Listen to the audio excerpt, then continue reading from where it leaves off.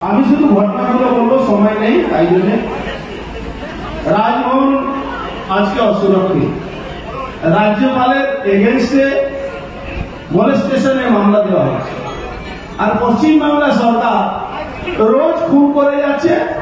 আর আমরা শুধু বলে যাচ্ছি যে এবার আমরা ছাড়বো না, এবার আমরা ছাড়বো না, এবার আমরা দেখে নেব।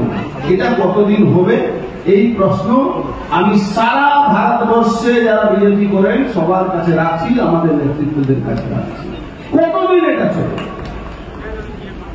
আজকে রাজভবন রাজ্যপাল মহাশয় সেদিন দরকার ছিল না, যখন শুভেন্দুবাবু যখন যে ঘর ছাড়া মানুষগুলোকে নিয়ে যাচ্ছিলেন উনি নেমে চলে আসতেন, এখানে গেটে কথা বলতেন। আমরা তো দেখেছিলাম যখন ধনকর সাহেব ছিলেন রাজ্যপাল, তখন উনি রোডে নেমে এসে মানুষ যে অত্যাচারিত মানুষের কথা শুনছেন। আজকে রাজ্যপাল সেই মন্ত্রীকে সাসপেন্ড করবেন না, যে মন্ত্রী বলছে সরাসরি দাওয়াতে ইসলাম দিচ্ছেন, হিন্দুদেরকে বলছেন একজন হিন্দু যদি একটা লোককে আমরা ইসলাম ধর্মে নিয়ে আসতে পারি সেটা আমাদের সৌভাগ্য। আমি ওনাকে বলবো, আপনার বাবা একজন হিন্দু মহিলাকে নিয়ে এসে বিয়ে করে একটা ইসলাম ধর্ম গ্রহণ করেছিলেন, আপনিও করেছেন। আপনি মমতা ব্যানার্জি, অভিষেক ব্যানার্জিকে ইসলাম ধর্ম গ্রহণ করান, আমরা তখন দেখব আপনার দাওয়াতে ইসলাম কত জায়গা কাজ করছে।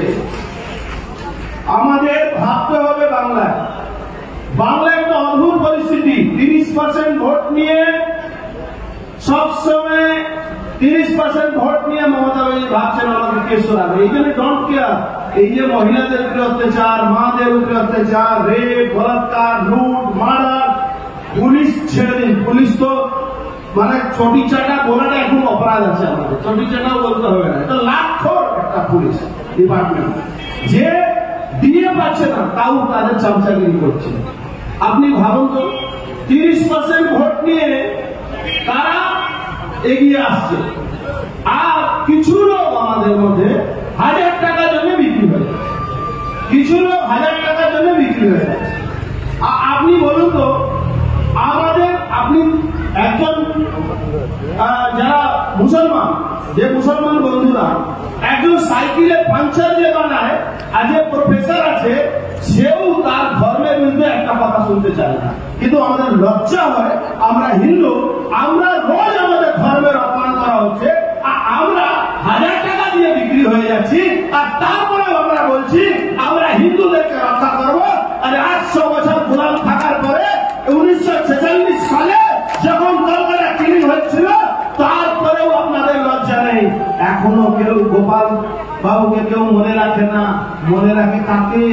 মনে রাখে এই যারা অত্যাচার করেছিল, মনে রাখে তাকে এই যে ববি বাবুরা যারা এই ফুটপাতে হিন্দুদেরকে তাড়িয়ে দিচ্ছে। মমতা ব্যানার্জি দেখাচ্ছে কি বিহারিরা এসে এখানে ফুটপাত দখল করেছে, বিহারিদেরকে নাম করে বাঙালি হিন্দুদেরকে তাড়াবার ধান্দা আছে। তৈরি থাকুন, যদি 2026-এ মমতা ব্যানার্জিকে না সরান তাহলে বাংলায় একটা আলাদা বাংলাদেশ হবে। আর বসে বসে আপনারা শুধু বলবেন আমরা আসবো, মমতা ব্যানার্জি যাবে। আরে মমতা ব্যানার্জিকে যাওয়ার জন্য এই শুধু আন্দোলন করলে হবে না, গণ আন্দোলন প্রতিষ্ঠিত করতে হবে। যে গণ আন্দোলন নন্দীগ্রামের সময় শুভেন্দু অধিকারী প্রতিষ্ঠিত করেছিলেন, তাকে সামনে রেখে গণ আন্দোলন করতে হবে। এই আন্দোলনের জন্য প্রত্যেকটা বাড়ি থেকে, আরে আপনি মহেশ্বরী ভবনে থাকুন বা যেই ভবনে থাকুন, একজন করে বাড়ি ছেলেদেরকে দিন বিজেপি জমিয়ে দিন বাংলার হিন্দুকে বাঁচানোর জন্য। আরে শুধু ঝান্ডা নিয়ে আন্দোলন করলে বাংলা হিন্দু বাঁচবে না।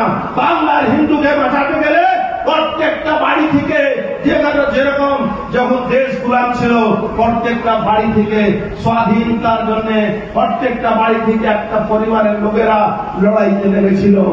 আজকে আপনি নামবেন না?